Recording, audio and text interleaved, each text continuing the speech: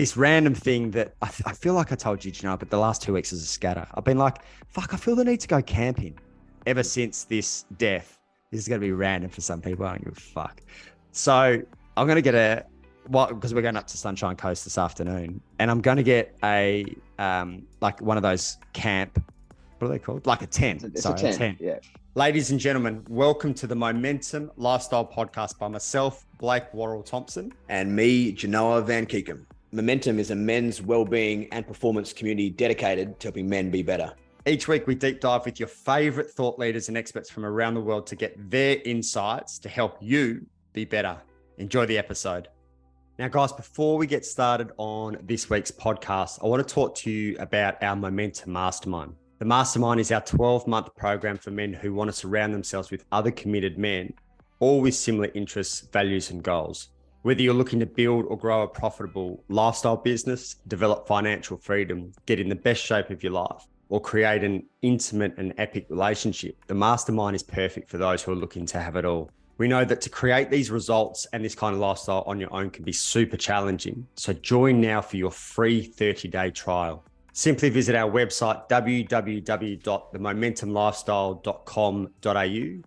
Up the top, you'll see a section for programs. Click on the programs, you'll see our mastermind, and you can sign up there now for your free 30-day trial valued at $1,000. We look forward to seeing you part of the mastermind. Evan Spargo, Janoah Van Keekum, welcome to the podcast. 5D, Worrell-Thompson. We've got a big show. We've got a big show lined up. Sparks has no idea what the fuck you're talking about, but in an hour's time, he will. So basically, you've got Buddha, Byron Katie, and Blake Worrell-Thompson in the middle in terms of enlightenment. Like, part of me finds this funny, and part of me still so rattled by what's unfolding that I'm still way too fragile to even laugh at it. But we'll get onto that real soon. Guys, first quarter of the year has come and gone like that. Gone. Done. Some people are still at the start line. Some people are flying. Some people have had meltdowns. And I think between the three of us, we fall all in there somewhere. So we're going to see how succinct we can keep this. See if we can get it to an hour, but we'll see how we go. Starting with our wins, starting with you, Mr. Spargo. Win for the first quarter of the year. Take it away. Massive win, unexpected win, but the most welcoming win is love. Yeah. Love is my life. God bless. let's just fucking clap for love right here. Yeah, so good. It's been a long time coming. It's without getting too much into detail and getting into the nitty gritty, but love has welcomed into my life. It's come into my life unexpectedly. We've known each other for quite a while. We've been in each other's networks. It actually started in Tribe, one of Blake's groups. Beautiful place. It is a beautiful place. And we just watched each other grow over time. And then all of a sudden, a few weeks ago, I just woke up, and I think she knew for a while, but I just woke up to who she was, and we connected in the most beautiful way. I went up to see her, and it was fireworks right from the start. And it's just this inner knowing that just said, yep, go, and go. And we haven't looked back ever since. And this is the first time I've been in relationships where I actually feel fully seen, heard, and acknowledged for who I am and where I am at in my life. There's no sense of trying to change anything. And where in the past, it's always been, you're too much, you're too this, you're too that, where she appreciates all of the intense, fucking deep, weird, esoteric fullness of who I can be, and the serious side of me as well. But it's funny enough, my playful, fun side comes out more with her as a result of that. So I feel really safe and really secure. And I know I've been working on an anxious attachment style that I've had in the past, and now feel really secure with this person. So biggest win, probably be the biggest win for the year and for a long time. What does that safety look like? Because we often talk about it in the context of men showing up and having women feel safe. But what does it look like in reverse for a man to feel safe? Great question. There's a few things to this. The first side is the mental side. It's more of, I can be all of who I am and there's no reaction from her. And I can stand in my strength. And she kind of like just is so settled in that space and just so calm. And this feminine energy that comes through. And so there's a safety of, again, me feeling really seen and heard by her.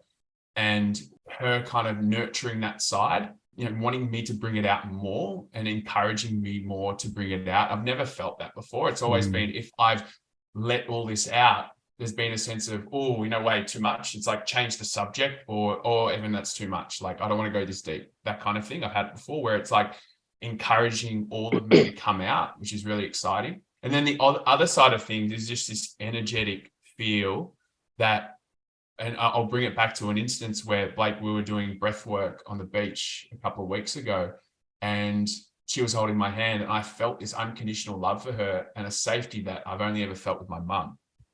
And so there's a mental kind of feeling side of things, but it's also the energetic, the emotional side that I feel really safe with her. So what blows my mind about this is A, I'm fucking so happy for you, but B is the speed of which you've come to these powerful feelings, which almost goes against like the traditional, you date each other for a while. And prior to this, were you more in the traditional like sense of takes time, and you like prior to this, I'd always be like, you don't fall in love over, in a fucking month, like bullshit, that's how my old way of looking at that was. Were you always very much open to this sort of things can happen, and doesn't matter how long you know someone? Because we're learning now, like, it's not about how long you know someone. Like, we've learned that with friendships, everything now. There's a deeper level of connection. Have you always been someone who falls quick, like genuine, or is this the first time that you've ever sort of felt that quickly? I was definitely one in the past to just be like, bit of distance, be like the conventional, let's go buy the book and let's just see how it goes, that kind of thing. My previous relationship was more as a trauma bond, so that was mistaken, and I got very drawn into that. In hindsight, I was looked at that as, there's a reason why I was so drawn so quickly. But now being able to step back, last year I was really skeptical about, when all this bullshit, because I was just so jaded from that relationship. And as I started, working with a relationship coach, working on myself, and a lot of it was working on my own self-esteem and self-worth. Then when I came into this, I fought, my egoic mind wanted to tell me everything that was too fast. How can you feel like this? Bullshit. But then my heart was just like, go, don't stop. Tell her this, tell her that. And I allowed my heart to lead me for once. And that led me to her.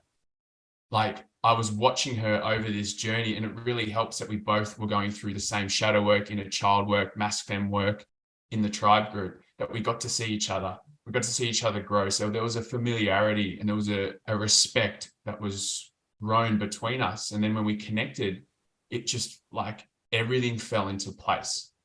And so it was like we knew each other already.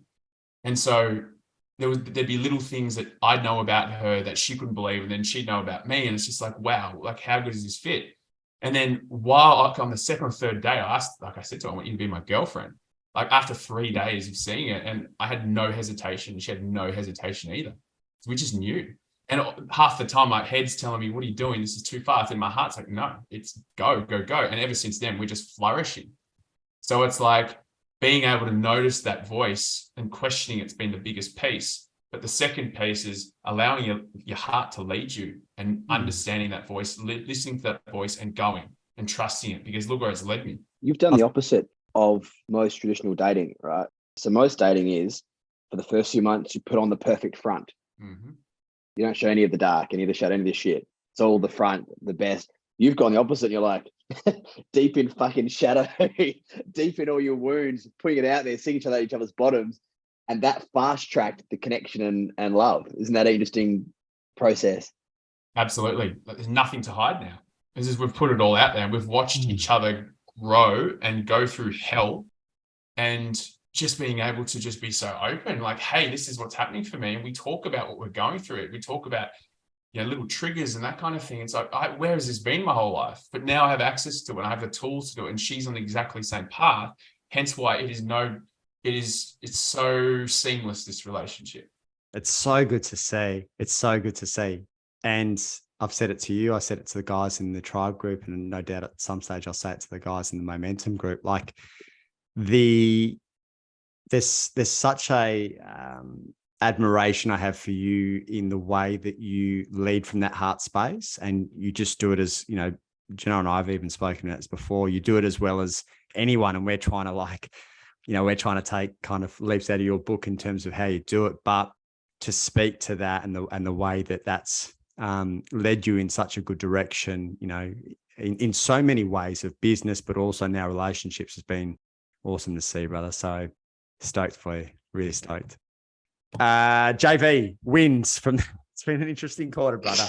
It's been an interesting quarter. What win do you got? As I was filtering through the mess and the bin right now, trying to pluck something out. So it was, for me, the win it's been a combination of, one was getting some clarity through mushroom journey. And then the second that's kind of tied into that was when I was forced to sit in stillness over the last sort of week or so, and things not working have actually forced me to stop and reevaluate business, and now finally come to a place that actually feels so much more aligned and exciting. So in terms of the first win and the journey, I'll go into the challenge. We talk about the challenge, which will explain the mess that I kind of found myself in. You could say I was feeling pretty unsure, frustrated, like there was, you know, frustration, anger. And so I went in with the psilocybin as a full guided journey. So, you know, eye mask on, I went for the full primal dark soundtrack,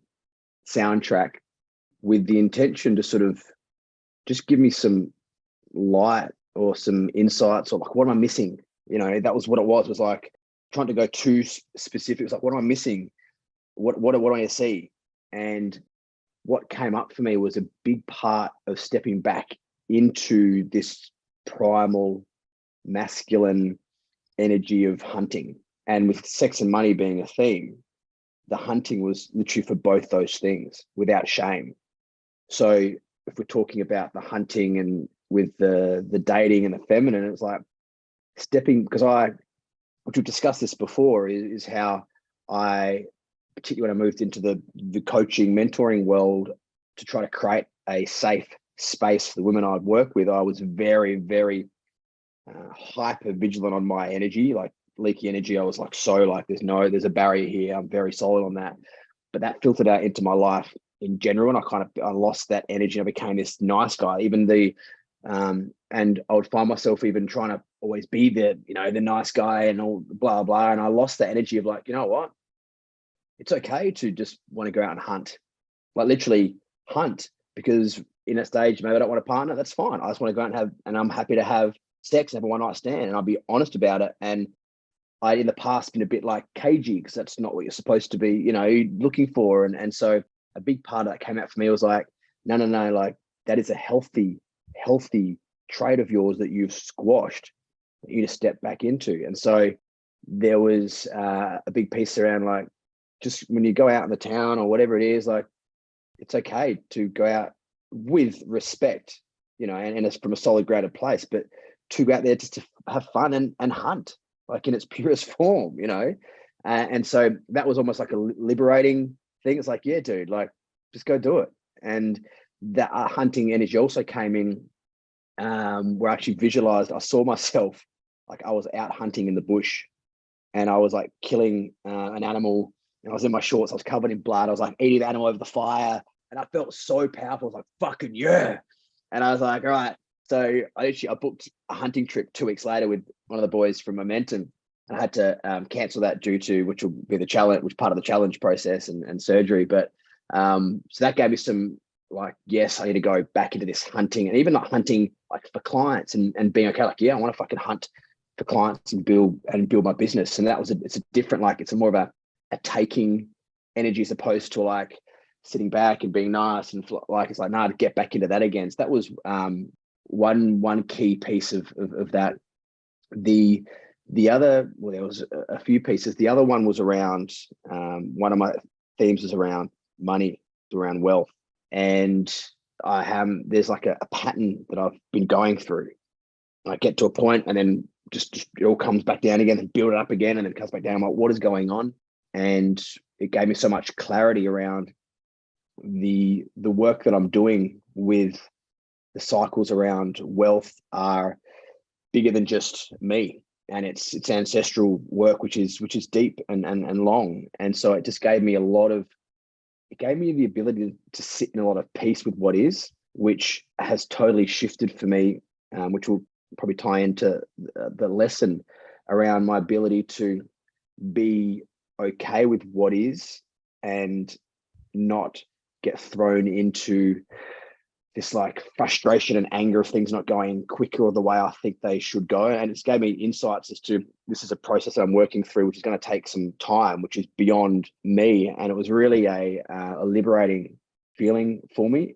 And so it's really, really shifted. And that actually helped me, which has been a transition the last few days where I've actually been able to, the win is that even while sitting in a space of ultimate discomfort and ultimate not where I want to be, I'm actually the most peaceful and calm about it that I've ever been. And that's where you want to be. And I feel that in a lot of areas for us, the universe is going to keep throwing us the shit we don't want until we can be okay sitting in it. And then it's almost like, then you work through it and then it's okay with moving up a level. And when you're in ultimate resistance, like, I don't want this, I can't have this, and you're pushing it away and you're fighting it, this is when it comes. And this is what I've noticed. And so I was like, that's the idea of acceptance. And I'm now finally starting to actually not only understand it as a concept, but actually feel it. And so it's been a really, really great shift for me. And then the other one, which I guess tied into the sexuality piece, was literally me visualizing and me involved in like these wild fucking orgies. And, Blake and Shani were involved. It was, it was just fucking, it was wild. I came out like, guys, you made it into my journey. And so a lot of it for me was a lot of liberation, right? Of a lot of these like taboo areas. And for me, it was just a lot of like, okay. And it was really clear what I had to do and step back into more of a natural, primal energy with a lot of these things and simplicity. So it was a really, I felt like I had like 6 or 12 months of therapy in a 4-hour journey. The hunting and the primal is scary for a lot of people that, one, don't understand it, and 2, have potentially suppressed it, which is a large portion of people. They don't know what to do with this kind of primal instinctual energy that they've got. What do you see as some of the traits that might be healthy, assertive hunting energy from the masculine? What do you see as some that are potentially completely dysfunctional and even unhealthy, kind of shadowy hunting energies? So the first that comes up blatant is the shadow of the nice, put together guy who only wants the best for you. When you drop these lines and you're saying sweet nothings, it's fucking bullshit, right? Because I know it. You say what you think you need to say, and that is ultimate representation of the shadow, what's really there. And the healthy is honesty. This is what I've learned. So the healthy is to be like confident and direct, but with grounded respect. So to be able to communicate and be like, this is actually what I'm after right now. This is what I feel like, as opposed to what can I say to manipulate into getting what I want. So that, the smooth talker, like that was, like the smooth guy, you say, how to drop the lines and blah, blah, so you can manipulate the situation, because really all you want to do is fuck, right? Which is fine and healthy, but there's no honesty about that. And this is what we see so much with the guys, you can say what you need to say, and that is an extremely unhealthy. And I'm learning now that the healthy is to express honesty. And if that means you don't pick up because of that, then okay, because the people you're talking to weren't up for that. As a lesson, that's not a failure. Because initially I used to think of it as a failure. It's like, if you didn't, pick up on a night or whatever it was, or couldn't meet a girl for a while, that was a failure. But if you're being ultimately honest with what you want and you're just not meeting those people at that time, because there are going to be women who also just want to fuck or have sex, which is also fine and healthy in my opinion. And so you find those that match. And it kind of ties in a little bit to the your experience, Evan, which again, it ties like the masks as men we put on, like what is it going to be to try to get validation and respect and attention, as opposed to how can you be, no one wants to mum you straight away, right? But how can you have a level of authenticity and vulnerability, which is the fast track to connection, depending on what you're after, right? And so the lessons there is like healthy masculinity is to be able to express and manage emotions. The healthy masculine is able to, like, yes, hunt and approach. Like that's naturally in our is to chase, right? And to get back into that energy, while the unhealthy is to be like to pressure and force. And so yeah, they're the things that are sort of, for a lot of my 20s, I was grappling with the understanding of the difference and missing that. And I felt like that's really landed for me now, where I can really like hunt and have fun with respect, and it just feels freeing. And failure is, there is no like failure in that sense. Like even that relationship to failure, like not getting what you necessarily want, is like, that's part of the fun of the hunt, right? You didn't catch catch it that time, let's go next. It's just a different energy and way of looking at it. There's a real flow of masculine energy emanating from you behind your words and you speaking. I can really feel and sense that something shifted for you, Jay. And one thing that caught my attention when you were speaking is just not pushing your urges away anymore and what's natural for you, but to actually step into it and honor what you feel in the moment, what your natural tendency is to want to do. I think there's a lot of guys out there who think they need to do this, they need to do that. This is the right thing to do, right? This is what they're being told. Yep. Yet you've been able to go, hey, this is what I feel is natural for me. This is what I want to do, even if it's not probably socially acceptable or whatever by the rules. So I see a lot of guys, including myself, pushing away natural urges, natural tendencies, instincts. So for those people out listening at the moment who may find themselves doing that with certain, whether it's with sex, whether it's through authority, whether it's standing up for something, I don't know what it might be. What would you say around that piece that really helps you move? A big part of it for me, and I feel like it would be probably quite relative for a lot of guys, is a lot of it, the holding back of saying what I want to say is for fear of judgment of others, right? So whether it's saying what you truly think or approaching someone with genuine intent of what you want to do, is the fear of like, it's the rejection from them or the judgment of this person saying to believe with what you say. And the big lesson there is that everyone else's response to you, whatever you do, is actually not about you. That's the biggest lesson. That's because we're so fucking self-involved, like, oh, this must be about me. And it's like, it's not a fucking about you. And that just takes away like a huge amount of the pressure. It's like, it's not a fucking about you, mate. What are you saying? If you speaking up for what you feel is true and right triggers someone else, that's within them to be looked at. If you approach a woman and she doesn't align with what you want, that's because she doesn't align with what you want. And that's probably saved you a shitload of time. And so that's a big part of it there for me, is like moving away from the attachment to what others think. And that ties into the pleasing component as well, right? What others going to think of this. And so then one of the most freeing things is to be able to, like, even looking at relationship, I look at relationship to failure. Like I've had it with business, with women, and when you look at it, you respect the people that are out there having a crack and quote unquote failing.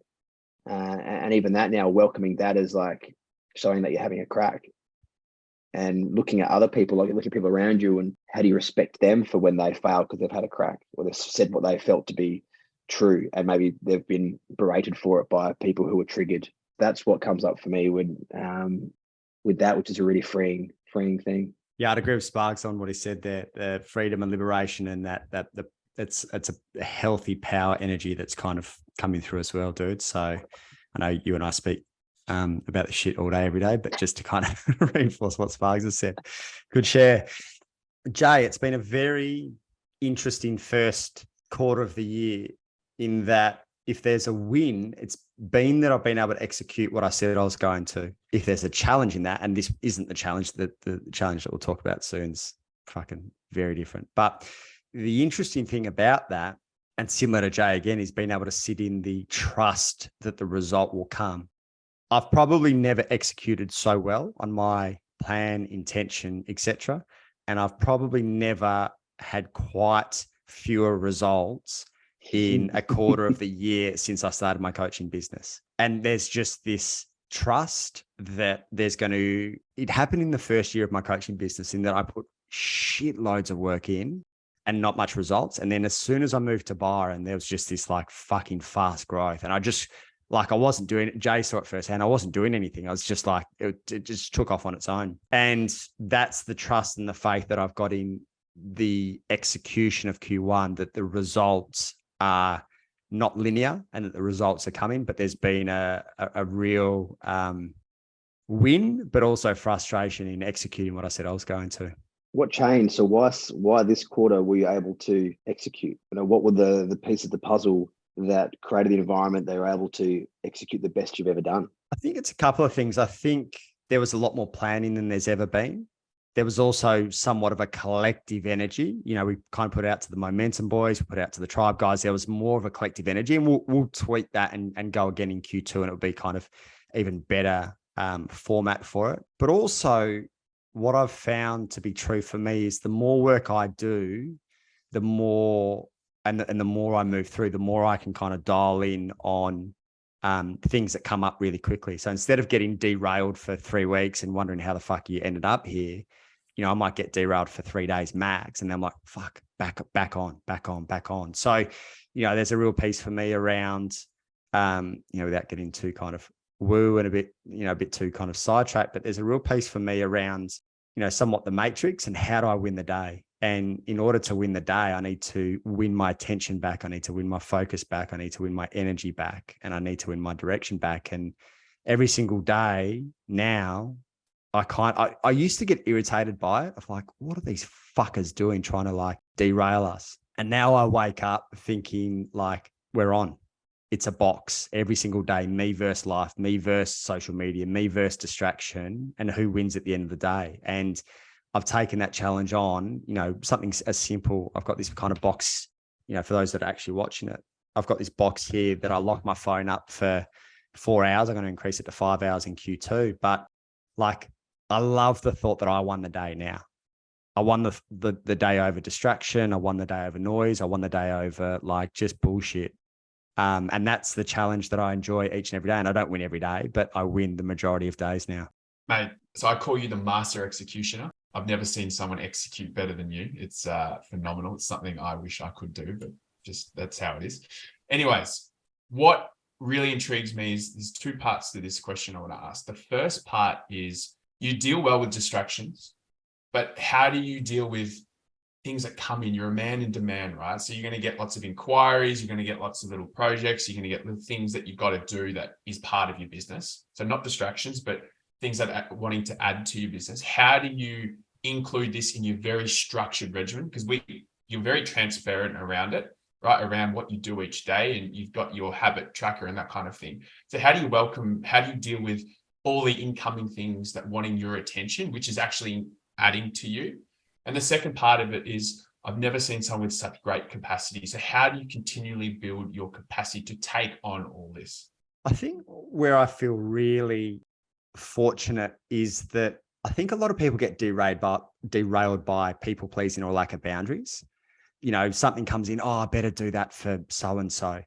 And I've felt really fortunate that I don't struggle too much with people pleasing, and I don't struggle too much with boundaries. Like, that for me is an iron gate that I want to protect my time with. And Jay can probably speak to this, because we probably had this conversation this time last year when I set the intention last year to be dialed in, and each year gets better. But I feel the difference between last year and this year was there was almost like a frustration and an anger and a coldness that came with setting boundaries last year of like, fucking don't distract me. Whereas this year, it's just like, there's just a calmness of like, cool, it's come in, but it's not entering the building, or it's been delayed. So I'm also a work in progress when it comes to how much to give people like I always want to, obviously across Tribe, Life by Design, one-on-one clients, MoMENtum, there's a lot of people, and I struggle with the dance of like, am I giving enough? And that's something that you brought to my attention. That's something that Jay and I have spoken about.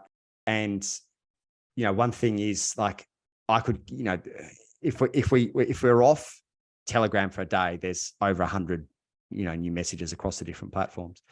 But also, something I've been really mindful of is instead of drifting in and out 7 or 8 times a day, I'm in probably twice a day, and I'll just go ham for 30 minutes. And I don't know about you guys, but I really enjoy a time cap on something. E.g., I've got 30 minutes to do admin, like just bang away. And I've got 2 hours to study, and I've got, so there's not so much.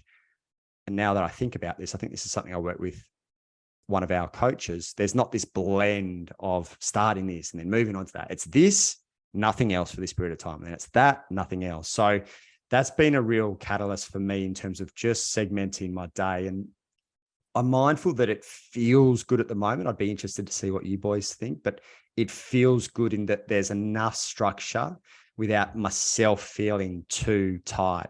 I have, similar to you, Sparks, and similar to you, Jay, there is a pivot in Q2 off the back of a ceremony in which I'll talk more about in the challenge, but I won't be posting much at all until my birthday, which is literally 2 months away. And, one of my initial goals was to post every single day this year. And I'm honoring what came up in the ceremony. And I'm obviously honoring a deeper truth that is the case. And, that's one of the things that we're really mindful of with both, MoMENtum and Tribe is cool. Set your annual goal, theme, intention, but also be mindful to have enough fluidity that as you evolve, and I know Sparks, you've changed direction slightly, and so has Jay, that you may change direction a little bit. And the honest conversation comes with self of like, is this true for this path that I'm taking, or am I using it as an excuse and a cop out? And most people know deep down, everyone knows deep down as to whether this is just a slight change in direction or, that goal doesn't matter. And they kind of use it as a cop out. So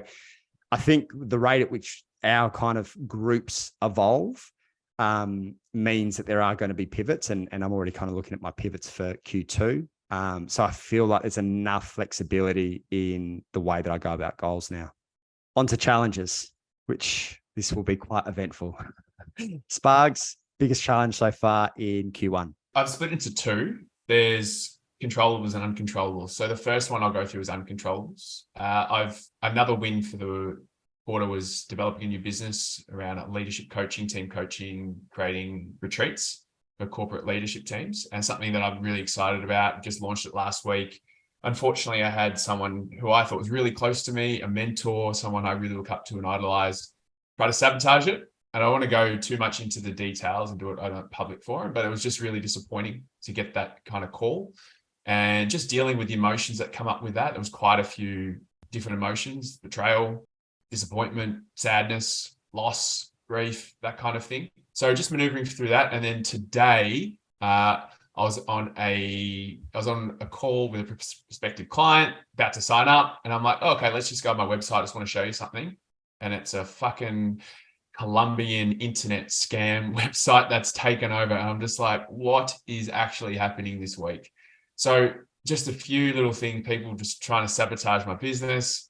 If I can reframe it in a way, there's people threatened, people are seeing that it's working, want to ride on it. So that's a positive I can at least take, but it's just really frustrating. You do a lot of work and then these things happen.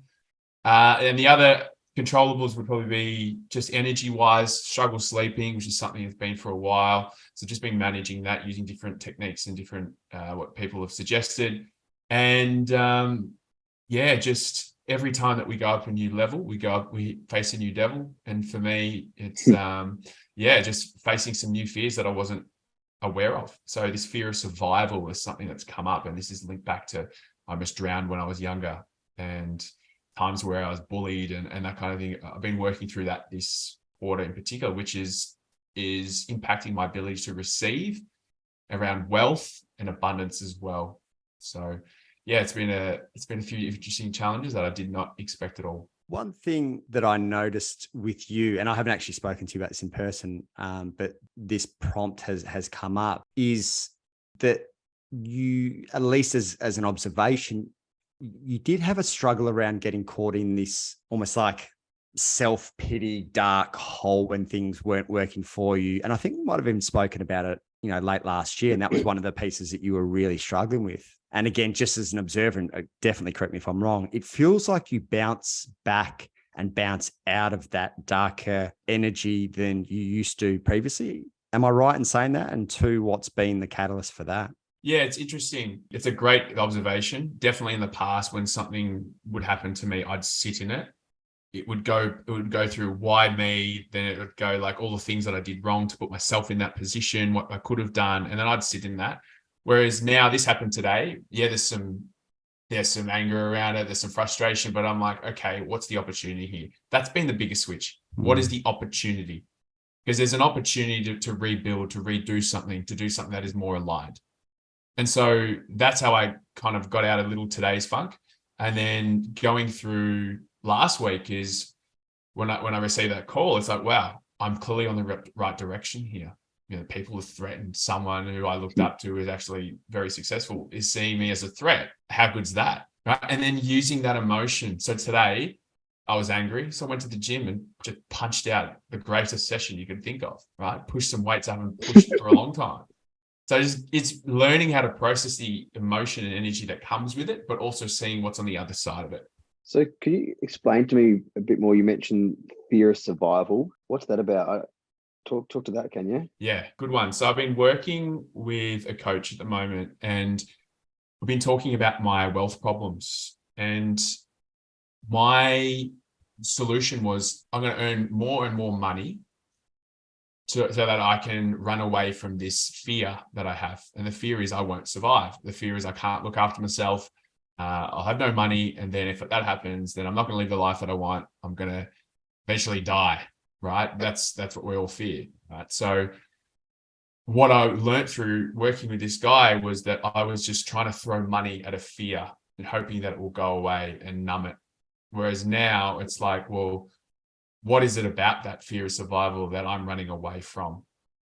Throwing money at it and just getting richer is just going to amplify that issue. So instead of so my focus was at the start of the quarter, let's earn X amount, because I thought that's what would help me dissolve this fear. But it doesn't. Because then you're just going to want more, and then you're going to want more, and you're just going to keep you're just going to keep increasing this amount until you feel satisfied, which you never will. So instead, I went the other way. And I went towards this fear of survival that I had, that is driving me, that is motivating me, which I need to address. And a lot of it comes through childhood, coming through what, fortunately, Dad was kind of programming to me when I was younger around his beliefs around money and wealth and surviving. I almost drowned when I was younger. So there's fear that comes up of, will I survive through this, through anything that's been thrown at me, any challenges? So that's the whole piece around fear of survival, is that I've been trying to earn X amount of money to kind of run away from it. Whereas now I'm like, I'm facing it. It's painful and it's shit. And it's, I've brought up a lot of old memories of being bullied and not being able to survive and not being with the tribe, being exited from the group. All that has come up. So I'm just working through that now. Pretty clear theme I'm noticing between a few of us, where instead of trying to fight and resist and go around and create, is like to turn around and go into it. Like that's the lesson, right? We've all like learning. It's like whatever it is, go into it. Talking of leaning into it, Janoah, talk us through your challenges, mate, from Q1, or your biggest one. Well, there's a couple. It'd be the physical and the financial. So I started the year, so we did the mapping and the Q1 and my targets, and I started the year. When did we do our last check-in? I can't remember when we do that. I think we did at the start of the year with preparation for the year ahead. December. Was it December? Jan, beginning of first week of Jan or something, was it? Yeah. I was still in the US then, wasn't I? Mm. Yeah. So obviously, I was in the US and I was like physically just in pain. And even that, like I set this plan for Q1, and opposite to Blake, this is probably the worst executed plan Q1 that I had. I mean, on the whole, considering it's not bad, but the biggest challenge, the two challenges for me was to have my like safety and security of my financial situation get like torn away, and then my physical and my health, right? Which I've always prided myself on. I love being fit and strong, and I don't often get overly sick. And so literally this Q1 for me has been dealing with sitting in the extremely uncomfortable position of having my finances just turned, upside down, from being in one of the greatest positions I was in to one of the worst I've ever been, and to be able to sit with that and then looking at my business and feeling like I was quote unquote behind, because I'd spend days where I was in so much pain I couldn't work, and I was dosing on painkillers, which again I didn't want to put in my system, but I had to get through. I wasn't training properly. 5 or 6 weeks I didn't train, didn't exercise, and so I felt gross. Do you know that feeling? And I felt mentally foggy, and then it was really challenging because then I'd also and I'd look at, say, prime example is because Blake and I work so closely together. I'd look at him having the best initial start, like he had to start, he was on fire, and he'd come back, and I was like, bro, you're up here right now, and I'm fucking down here, and it fucking angers me and it upsets me. And I was like, for fuck's sake. And it kept lingering to the point where I had to have surgery, and I was forced to sit in bed watching Star Wars and feeling guilty again for not being able to work and for not being on my game for 2.5 months now. And because that not only impacts me, but impacts MoMENtum, right? Because I've got my own business, but then they were working as a team. And so there's also like this shame, because I pride myself on being pretty consistent and fucking working well. And so to have that all taken away, and it was really, really challenging and I couldn't even, then there's anger, and I couldn't even go to the gym and train and work it through. And then while I had this time and space, I couldn't focus on the business because I was in so much pain. I couldn't concentrate, or I was on painkillers. And so it was just a mess of having, the things that I do value, like a lot of it taken away from me. And it was really, really challenging. And there was also little parts of it were shame around, especially with the financial, the work that I've done, and to see it sort of turn back around again and be like, how the fuck did this play out? Like, what's going on? And then the frustration with the physical. But then I was able to move to what's going on? What's in this? And that was again like similar to you, Ev, like, well, what's the opportunity in this, and like what is in this? And I was able to move from, the beauty of it was taking a little nugget out of it was that while it was fucking challenging and there was anger and shame and as strong emotions, I was able to move through the darkness pretty quick when I went there, where I would normally would have spent some time in that, the victim and the I was able to move that pretty quick. But yeah, the challenge for me was literally still just showing up when really I was just physically and financially in all sorts. And so and feeling lost as well, like I didn't know what to do about it. I didn't have the energy or the focus to try to grow the business to get myself back on track. So it was a really I felt out of control as well, not being able to go train and do that. And so it was a really, I would say the last, from the end of December through to sort of up until now, probably been 3 of the most challenging months that I've ever had in my life. Came out of nowhere, because also you had this plan of like, I'm going to LA and doing this sick trip and blah, blah. And even that, like the frustration around that, where half of that trip was kind of, you could say destroyed, but there's obviously a reason why it played out. So just sitting with that and being okay with whatever that was is something that also I was able to come to at the end of it. But yeah, it's been a. What do you think in hindsight, if there's some things that you could lean on that have kept you going? What are the things that you've lent on, whether it's self or with the impact of others, that have kind of kept you somewhat functioning over the last 3 months?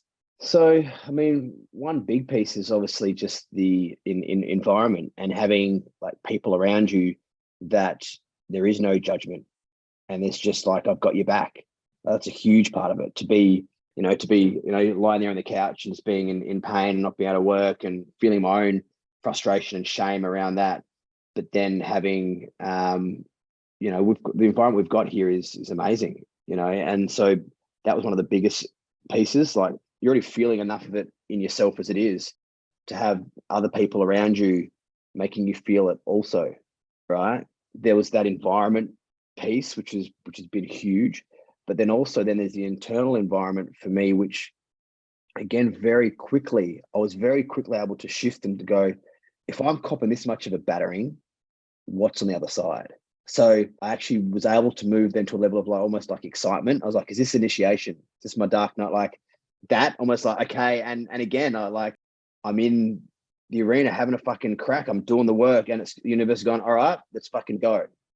And it's taken things away from me, right, that I value and that I pride myself on. And so there were the two pieces, was having the environment, the people around, particularly you and Timsy, in the close environment, and Morgs as well. Like it's that's really powerful. And then the internal was to look at it and not get caught in it didn't go to plan, right? You have a plan, and to be like, okay, so what? What's in this? Like, what's on the other side? Like, this is what I'm copping right now. Let's fucking go.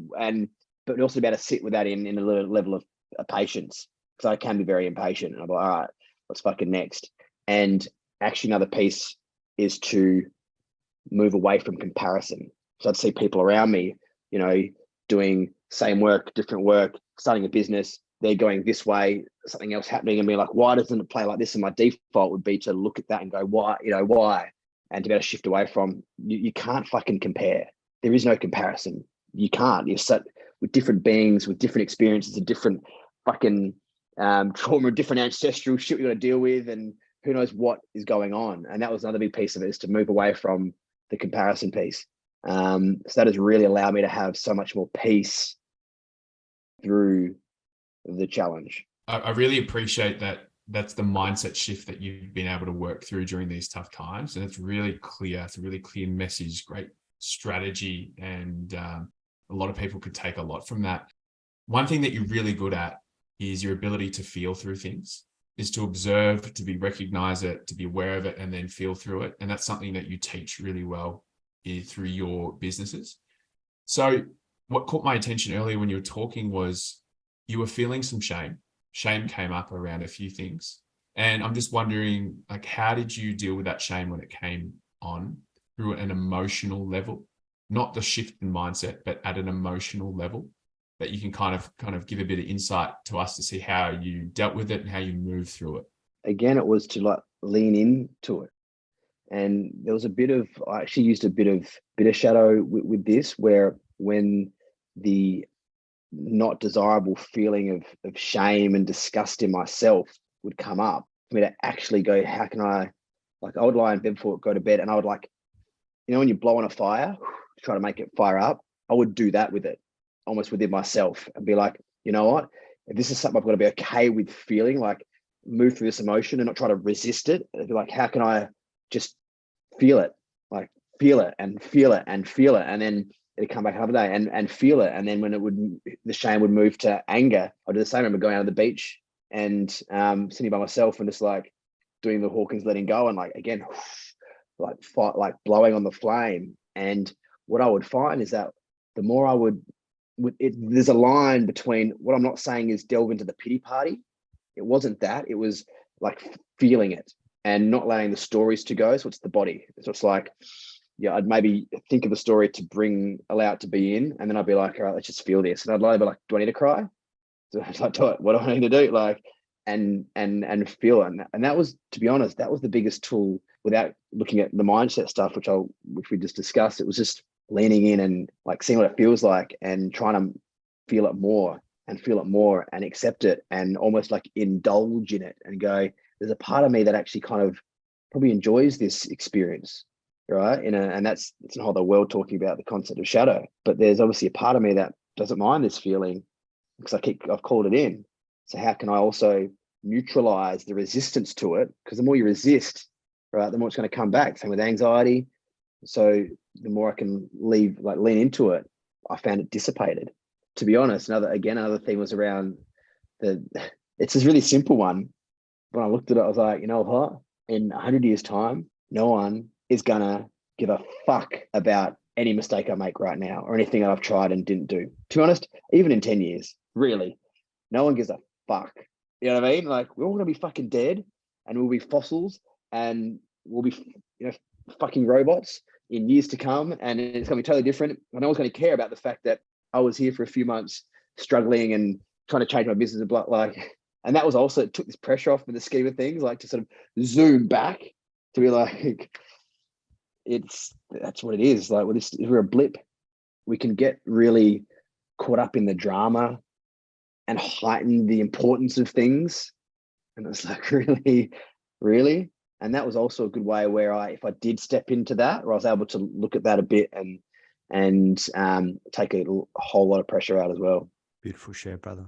Challenge wise, Sparks, I haven't even had a chance to chat to you about this because I just haven't had capacity to chat about it, to be honest, dude. And I've only really spoken to Janoah and Shani, but I'll give you a bit of backstory and then you can see if you can make sense of it. So I'll let you guys go. 2 weeks ago, Janoah and I went to a wedding, and the language that I had for Janoah the next morning was, I don't know who that person was, but that wasn't me. And I couldn't describe it any better at that stage, but it was like I left my body and I was there, but I felt like my presence or my consciousness or something wasn't there. So that night, something came over me that a mushroom journey 1 week later would make sense, albeit I'm still putting together pieces. And it was just fucking debauchery. And I've got no problem if, anyone wants to get like totally wasted or anything like that. But it's not of interest to me, really, that lifestyle anymore. It hasn't been for a number of years. But that night, just like everything went fucking pear-shaped to a level that when I was talking about it in the morning to Janoah, I was like, I don't know what the fuck happened, but like something came over me.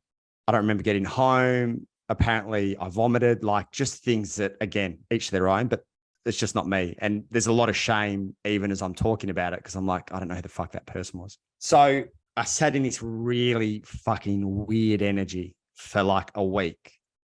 And credit to Janoah, if we're talking about shame spirals and non-judgment, the way that he saw me on Sunday, you'll never see a human more like disheveled in all your life.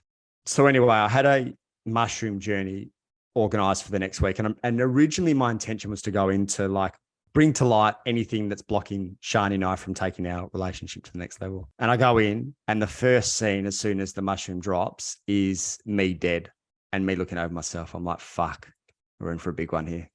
And what essentially had happened, and I've spoken to 4 or 5 people this week, so there's no crystallized, like, this is the dark night of the soul. And that's what, to be honest, I'm looking for something like that to hold on to, because I'm still struggling. But what happened is I did actually die that Saturday afternoon, and there was a rebirth of me Sunday morning.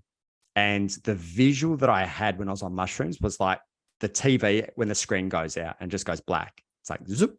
Even in the mushroom journey, my conscious mind was like, so like, what time did you turn off? And the mushroom journey was like, let it go, let it go. And every time I tried to go back to the wedding and make sense of some of the things that I was doing and some of the parts that I can't remember, it was just like, let it go, let it go. And I just saw black. I couldn't go back.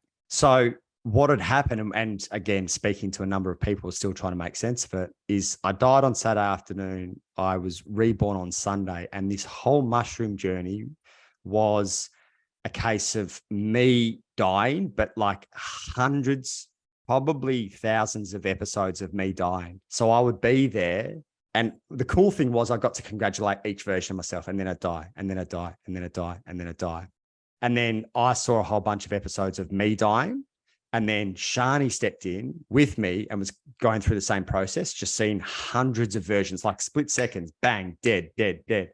And then Janoah jumped in, and the 3 of us were just congratulating that part of me, and it would die and it would just fall away. So thousands of versions of me were like coming to light and then dying in literally split seconds. So I come out of the mushroom journey. I'm like, what the fuck is, like, what is this? Someone give me language for it. And spoken to 4 or 5 people this week. This is where Janoah was kind of laughing, because he's like 5D. But essentially, and I've kind of got it here because different people have given me different pieces, albeit there's some kind of common threads. And I've spoken to a couple of people in the psychedelic space, a couple of our kind of wizards. And the way that they see it at this stage is that the 3D version of me has died and another version of me has kind of come in to light.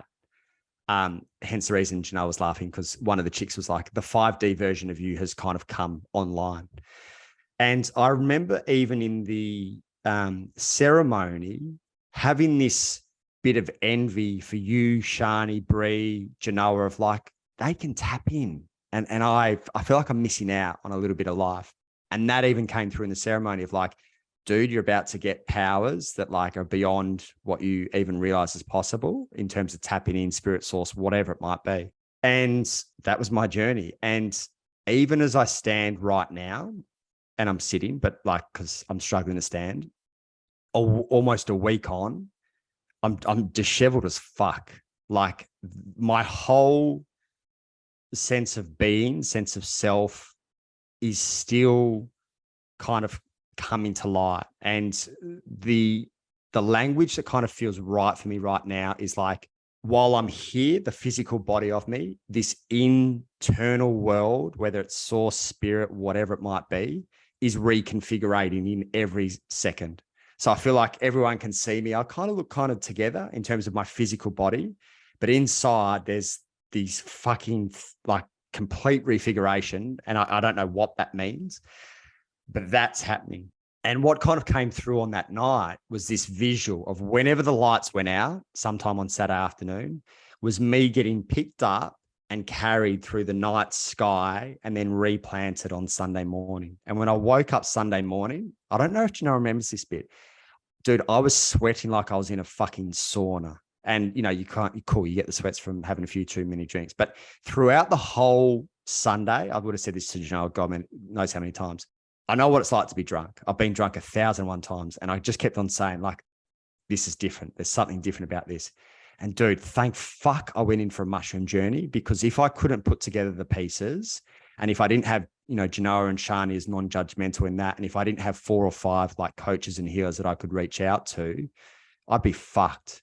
And one of the coaches has said that exact thing. She's like, you're lucky you had all this, because a lot of people go into psychotic episodes and psychosis when this happens. Like, it's like something took over me, and and if you get the judgmental people who don't understand source, spirit, higher self, whatever, it looks like a fucking really good cop out for someone who got blind drunk. Oh, dude, you just got drunk. And you'd have this feeling of like, no, I know what drunk is.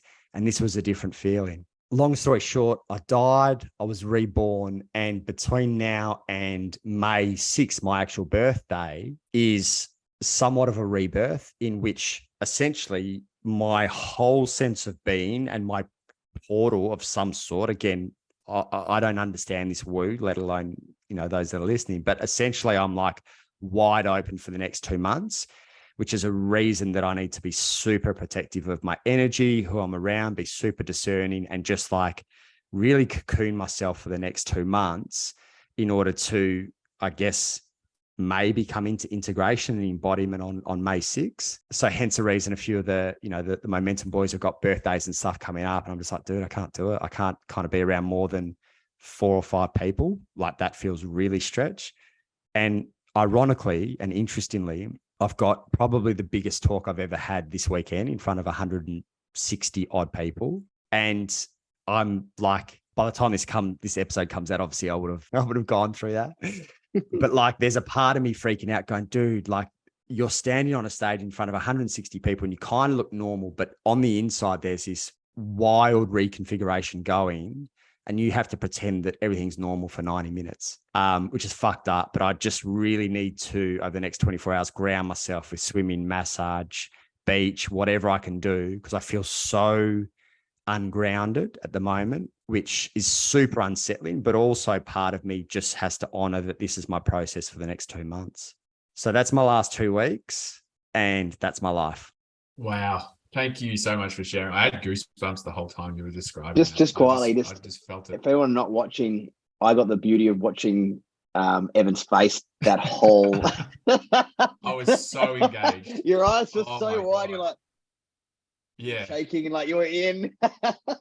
I was having goosebumps, and I was having goosebumps in particular the times where you talked about dying, the rebirth, the unlocking energy, unlocking these powers and all that kind of thing. I just responded to that because that's what I've kind of gone through. And that's funny enough, you've gone through it with me at certain times, especially last week we did that breath work. But something that really caught my attention is this reconfiguring process. When people go and when we do this mushroom journey, we think that it all happens in that one go, but it's actually afterwards. It's in the next weeks, the next coming months that you start to integrate it all. You talked about this feeling of reconfiguration that's happening for you right now.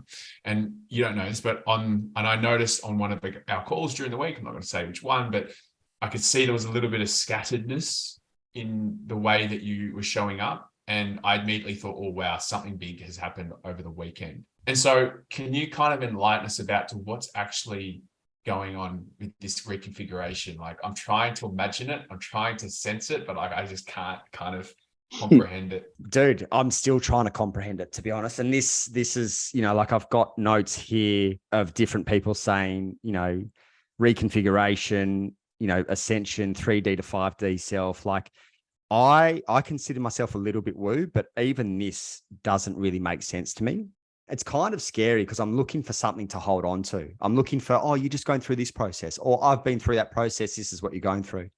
And that would have really helped me back in the day when I was going through my shit. Oh, dude, you're just going through a dark night of the soul. And I've been, oh, thank fuck someone can normalize this or give language to it. So at the moment, the best way to describe it, and again, every day there's a new bit kind of dropping in, is I feel like I've been blown up into 1,000 pieces, but I also have this clean, clear vessel for the first time in my life. And that vision actually came through in which I had a entity on me my whole life. And that kind of came through in the mushroom journey as well. So while it's clean, and Janoah was seeing this, I've cried every day for 10 or 11 days, and just super sensitive. What was the language you used last night? Something about me being softened or something. Yeah.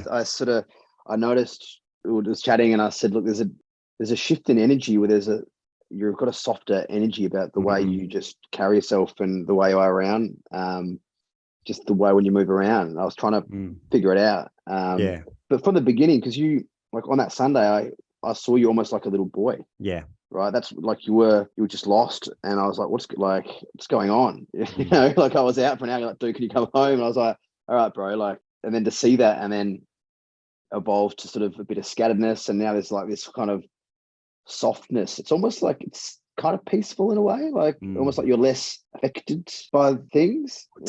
And to speak to that as well, I can't even remember if I told you this bit, Jay, but one of the really interesting things, you guys obviously know me well enough, and Sparks, you've seen somewhat of an evolution, and Jay's seen quite a big one. It's like one of the things that came through in that journey as well is like this piece came through of like all the judgment that you've made isn't yours. And that a lot of it was part of this. And again, it's hard to find language for it, but essentially what was said was like that entity carried a lot of your judgment. So even this, like, I feel a softness and a sensitivity that I need to be mindful of. I mean, you Sparks, you do it as well as anyone. I need to be mindful of where it serves me and where it doesn't. And maybe it serves me everywhere. And I've just kind of, I'm so resistant to it because I haven't spent any of my life really strongly in it. But there's a softness and a sensitivity that's come through that feels good, but also feels quite daunting because I've spent my whole life with a real strong armor, essentially. And even to kind of speak to Jay on Sunday, that kind of rebirth, there was a rebirth in trusting the universe for the first time. Like that came through in the ceremony, and trusting in the universe, trusting in like this clean slate that I've been given, and trusting even in the masculine and my masculine, with Jay being there on the Sunday because Shani was still in Melbourne. So it really was exactly as Jay said. It was like, there's the language of the rebirth, but I was a little like boy that needed to be looked after that day. And to be honest, I'm still feeling that way, nowhere near as infant as I felt on that Sunday. but there's still this like boy that needs to be kind of looked after in a way. And I'm trying to really kind of stand up, but also honor the process. And I'm really just kind of looking for ways to ground myself through the next couple of months until I've landed. What's that look like? What's the grounding? Because I think that for anyone listening to be like, mate, I don't know what the fuck you're talking about. You're off on planet 9 here. Some people going, I'm feeling you, but Yeah. What does it look like? This random thing that I feel like I told you, but the last 2 weeks is a scatter. I've been like, fuck, I feel the need to go camping ever since this death. This is going to be random for some people. I don't give a fuck. So I'm going to get because we're going up to Sunshine Coast this afternoon, and I'm going to get a like one of those camp. What are they called? Like a tent. It's a tent. Yeah. And I'm going to well versed in camping, guys. Yeah, clearly I'm a fucking well versed. But I'm going to pitch it out the back, and I'm going to sleep there a couple of nights a week just to ground myself, because I'm looking for anything. And grounding, will be plenty of time by the ocean, plenty of time in the water, plenty of time on, barefoot, and meditation. I don't know what I'm going to do about breath work at the moment, because I think it might send me back into the into space. So I don't know what I'm going to do about that, but it's really a case of discerning, staying open, and grounding myself for the next couple of months. Beautiful. Something I want to offer you, and Jay, I love the observation that you had about the softening. I actually feel the softening of you during the week in your responses to people, just in your energy already. And so it's great to actually put a name to what I'm observing and feeling. The other part is I'm noticing something that is really standing out for me in the way that you're looking for ways to ground. And I feel a lot of that is external. You're looking at people giving you guidance, spiritual guides or whoever, coaches, whatever, which is amazing, which is good. But I'm also noticing, what would it be like for you? Or is there a apprehension to actually just kind of make sense of it yourself and allow that to come through from yourself, and be patient for that to come through? It's because I'm noticing, I need to find out what this is. I need to find out what that is. I'm asking all these people, but I'm noticing there's an opportunity for you to actually, as you said, trust in the universe, trust in yourself that the answer will come when it's ready to come. But there is still this kind of, I'm feeling a hesitation to actually believe it, to trust it, to sit with yourself, to trust that the answer will come to you. But then you're still finding somewhere to it's like you feel like you're drowning, you're trying to find a buoy, or you're trying to find something to hold on to without just going, hey, I'm just going to dive. I'm just going to let myself just dissolve. 3 out of 4 of the people that I've spoken to started their response with that exact thing. Yeah. Because I went to them, I was like, I don't know what the fuck is happening. Yeah. I feel like I'm dying, and and they're like, yeah, you do know what happened, because you just explained it really well. But I think, it's funny. I think part of me is looking for language as something to hold on to, but part of me is probably really seeking someone who can make sense of me. Like Janoah, credit to him, Janoah and Sean have done such a good job of making sense of something that doesn't make sense, really, in the big scheme of things. And I think what I'm seeking is someone to go, oh yeah, I've experienced that too. And this is, it provides me with a level of safety that I feel unsafe in this, because I've never heard of anything of this sort. I don't know anyone else who's experienced it, but exactly as you say, there's a lot of beauty in allowing pieces to unfold. And again, not the strongest trait of mine previously, of allowing, ironically, I went in, 1, with identifying a piece that Shani and I could move in, and 2, receiving. Janoah and I have been doing a lot of work on receiving. So really it's an opportunity to receive whatever comes to me on a daily basis over the next 2 months. One last offer I'd like to give you. You look at all the pioneers in our time, the people who invented the first things in this world. Did they have anything that they could benchmark on? Did they have anything that they could actually go back? Oh, did that person experience this while I was developing something new? Mate, you could be at the forefront of something new, and to be in that unknown, and it's just fucking exciting. I believe it's just really foreign, and mate, you're being challenged. How good's that? And it's hard to challenge you because you've done so much. But I'd offer you that thought that every pioneer has nothing to hold on to. They bring that genius that comes through them. I like it a lot. So, boys, that's Win Challenge. We're well over time, almost an hour and a half. But I think I really enjoy these chats. I think the nature of social media and everything else, despite the fact we do try to be really at the forefront when it comes to vulnerability and everything. It's still easy to think that everything's running smoothly, and good to get insight that it's not necessarily the case. I've had the most unsettling 2 weeks of my life. Janoah's had the most probably unsettling 3 months of his life, and Spugs, despite the fact you handle it very well, you've had a pretty interesting fortnight as well. So good to keep it real, and interested to see what comes of next fortnight. In a split 30 seconds to a minute, any thoughts as to what you're feeling called to for Q2, Spugs? I'm struggling here. I haven't. That's really thrown me off. Change is going to be the biggest one. I'm going to be changing location and pivoting. So my Bali plans have now changed. I'll be heading up north with you boys. So, you guys. So it's just about welcoming change and pivoting, and just welcoming a new journey, a new beginning, a new life, and a new life with someone else is really exciting. Like, I am so excited to be with my partner and create a new life.